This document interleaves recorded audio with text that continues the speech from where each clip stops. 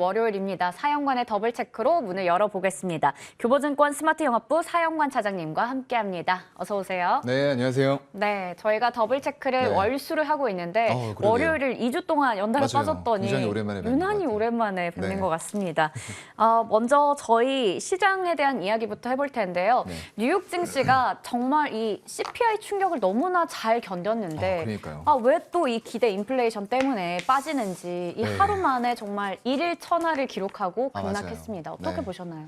사실상 이게 높게 나왔었는데 그날 급등했던 것도 상당히 좀 미스테리했어요.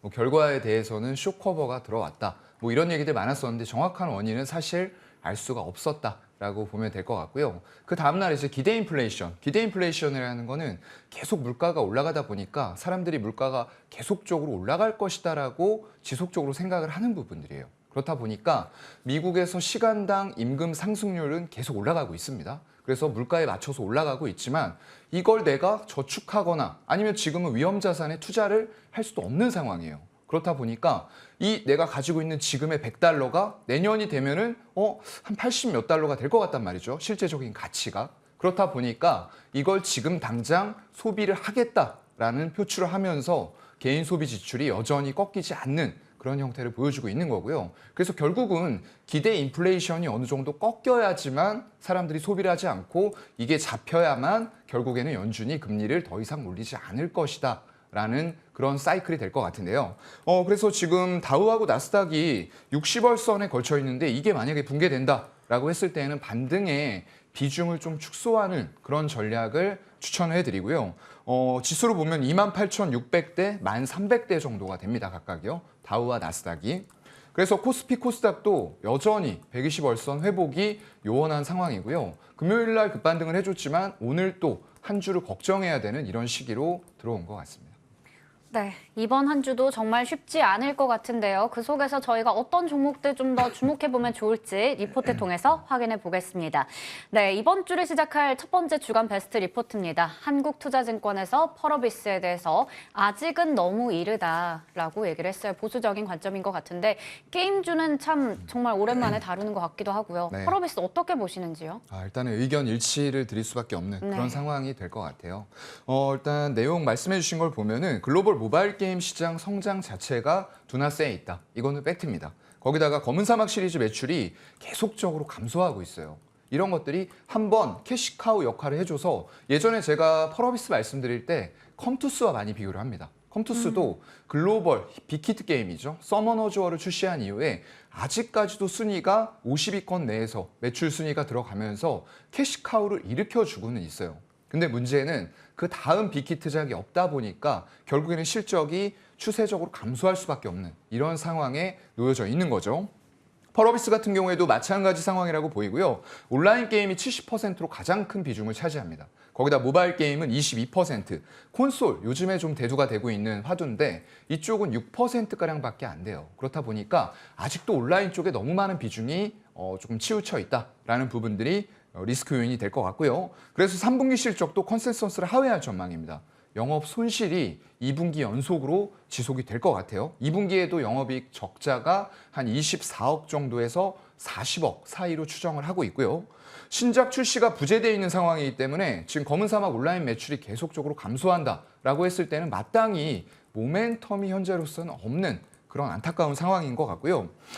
기대작 붉은 사막은 일단 23년 하반기로 출시가 지연되고 있는 그런 상황이에요. 거기다가 요즘에는 너무 많은 게임들이 출시가 돼요. 그렇다 보니까 잠깐 나왔을 때 출시일 당일에 반짝 인기 순위 올라갔다가 매출은 곧바로 떨어지는 형태들을 보여주고 있거든요. 그만큼 마케팅 비용도 많이 들어가야 되는 부분들이 있기 때문에 이런 신작이 반드시 성공할 거다라는 보장도 현재로서는 없는 상황이죠.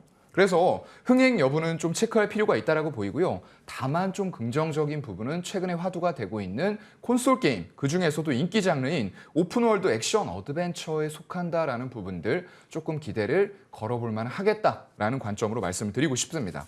일단 검은 사막 매출 지속 감소에도 불구하고 이런 신작들이 내년 하반기에는 좀 예정이 된 것들이 있어요. 도깨비라던가 또 플랜 8 이런 것들이 있긴 한데 현재로서 지금 금리를 연준이 계속적으로 인상해 가면서 성장주를 누르고 있는 이런 상황인데 실적까지 떨어진다. 그리고 그 밸류에이션은 실적이 숫자가 급격하게 떨어졌기 때문에 아직도 높습니다. 주가는 많이 빠졌는데요. 그래서 그 밸류가 더 빠질 자리는 있다라고 보이고요. 그래서 지수가 추가적으로 악화됐을 때에는 주봉 매물대상의 32,000원 지지를 확인해야 될 수도 있겠다라는 말씀을 좀 드리고 싶습니다. 네, 우선은 32,000원 지지 여부가 중요할 것 같고요. 3분기에 실적도 예상치를 밑돌 걸로 예상되는 상황에서 그나마 좀 기대해 볼 수 있는 신작도 지연이 됐습니다. 출시가 지연이 된 데다가 흥행에 대한 여부까지 불투명한 상황입니다. 그에 대해서 의견 일치를 제시해 주셨으니까요. 함께 보시길 바라겠습니다. 자, 두 번째로 대안주를 또 가지고 오셨습니다. 네. 대안주가 네오위즈예요. 네오위즈 어떤 점에서 펄어비스보다 괜찮나요? 예, 아까 요즘에 화두가 됐다라고 말씀드린 게 콘솔 게임 쪽이었어요. 네. 그쪽에서 일단은 피해 거짓이라는 세계 3대 게임쇼 콘솔을 3관왕을 했어요. 그러면서 이 회사는 안정적인 웹보드 매출에다가 신작 기대감이 있고요. 내년 상반기에 출시가 예정이 되어 있습니다. 이거를 일본 쪽이죠. 일본 쪽에서 조금 비슷하게 왔었던 게임스컴에서 4관왕을 차지한 게임이 있습니다. 일본의 반다이 남코 롤플레잉 엘든링이라고 있었는데 이게 올해 2월에 출시 이후에 글로벌 1,700만 장 판매에 초대박을 일으켰어요. 그렇기 때문에 비록 1관왕이 뒤지긴 하지만 이 게임에 대한 기대감도 굉장히 높다라는 부분들 같이 감안을 해봤을 때 그리고 완성도도 굉장히 높다라고 알려져 있어요. 그렇게 봤을 때에는 굉장히 한 200만 장에서 최소 300만 장 정도는 판매가 될 수 있는 거 아니냐라고 업계에서는 추정을 하고 있습니다. 그렇게 됐을 때는 내년에 이 피해 거짓으로부터만 발생되는 매출이 1,000억 이상이 될 것으로 추정을 하고 있고요. 지금 최근에 보면은 넷플릭스나 아마존 같은 글로벌 플랫폼들이 게임 구독 서비스 IP를 확보하는 데 열을 올리고 있어요.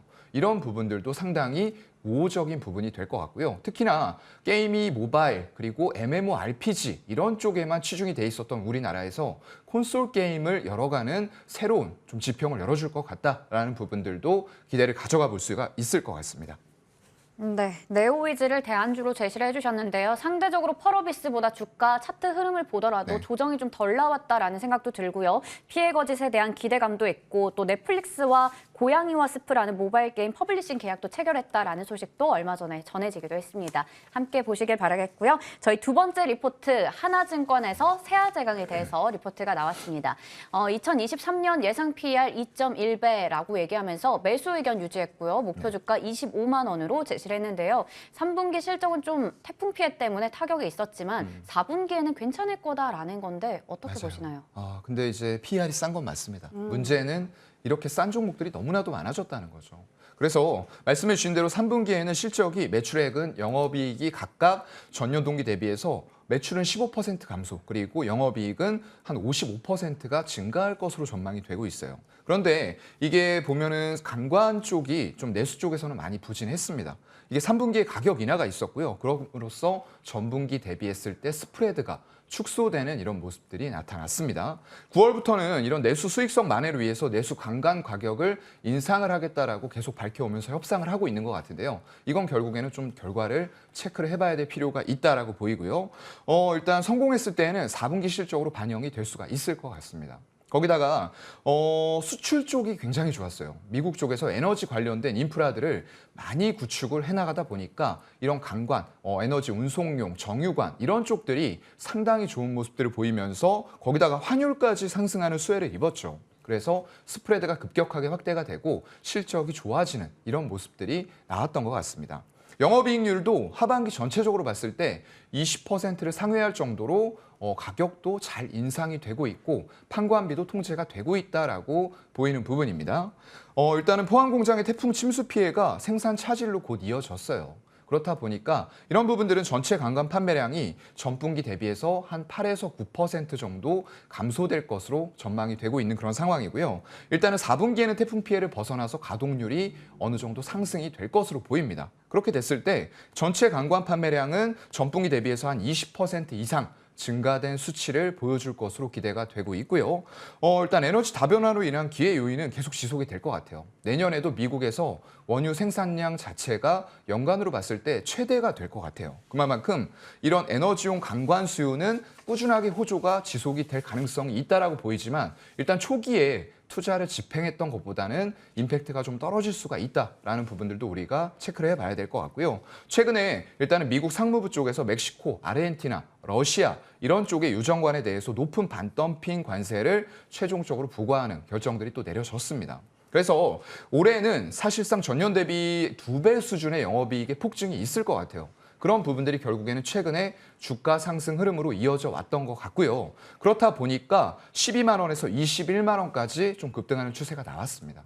그런데 문제는 영업이익이 올해가 최고치가 될 가능성이 있다라는 거죠. 우리가 정말로 싫어하는 단어 피크아웃이 여기에서도 발생될 여지가 있다라는 부분들이 될 것 같고요. 저 PER 종목이 또 이것뿐만이 아니라는 게 시장에 너무나도 많은 밸류상으로 싸진 종목들이 많은데 그걸 사줄 유동성은 없다라는 게 지금 문제가 되고 있는 거겠죠. 그래서 일단 최근에 시장 추가 악화 가능성 또 거기다가 기관 쪽의 매도세가 출현이 되고 있는 이런 상태이기 때문에 주가는 12만 원 중반대를 좀 확인할 필요가 있겠다라는 말씀을 드리도록 하겠습니다. 네, 지금 시장 환경 탓에 워낙에 싼 종목들이 많아진 상황에서 올해 또 세아제강은 영업이익이 피크아웃을 찍을 가능성까지 나오고 있는 상황입니다. 그렇기 때문에 쉽사리 굳이 이 종목 쪽에 접근하기가 어려울 것 같아요. 맞아요. 네, 쉽지 않을 것 네. 같은데 그래서 우선은 동상이모 의견을 제시해 주셨습니다. 이렇게 체크해 보도록 하겠고요. 저희 더블체크 유망주 셀트리온 확인해 볼 텐데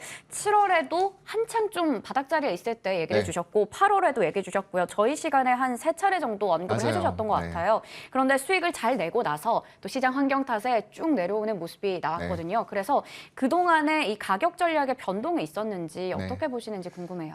글쎄요. 일단은 22만 원 부근을 돌파를 하지 못하고 다시 좀 내려앉는 모습들이 나오고 있어요. 내용은 굉장히 좋은데 이 기업의 내용이 좋다거나 실적, 모멘텀이 있는 기업들도 지금은 주가를 굉장히 누릅니다. 그리고 외국인이나 기관들이 산다고 하더라도 아주 소수의 종목을 제외하고는 밑에서 기다리고 있다가 개인들이 참지 못하고 던지는 투매 물량을 받는다는 거죠. 그래서 우리는 좀 급하게 갈 필요는 없을 것 같고요. 다시 한번 가격 전략은 한 15만 원 부근 때부터 매수를 좀 시작하면 어떨까라고 생각을 하고요. 이번에 22만 원을 만약에 돌파를 해준다라고 했을 때에는 일단은 120주선이 기다리고 있는 한 24만 원까지도 추가적으로 목표가는 볼 수가 있을 것 같고요. 일단 24년도 매출이 3조 원 이상으로 집계가 될 것 같아요. 그만큼 바이오 시밀러는 계속 추가가 되면서 기존의 레퍼런스와 더불어서 인정을 어디에서나 지금 전 세계의 미국이나 유럽 이런 쪽에서 다 인정을 받는 그런 기업이 되어가고 있고요. 거기다가 신약 개발 쪽에서도 로드맵을 공개를 했습니다. 더 이상 바이오 시밀러, 캐시카우를 착실하게 일으켜주긴 하지만 이쪽에 대해서 밸류를 높게 줄 수 있는 분야는 아니었어요. 그런데 이런 신약들이 그동안 벌어놓은 돈들로 차곡차곡 쌓아서 굉장히 높은 밸류를 줄 수 있는 단으로 영업의 크기가 커지고 있다라는 부분에 우리는 주목을 하면 좋을 것 같습니다.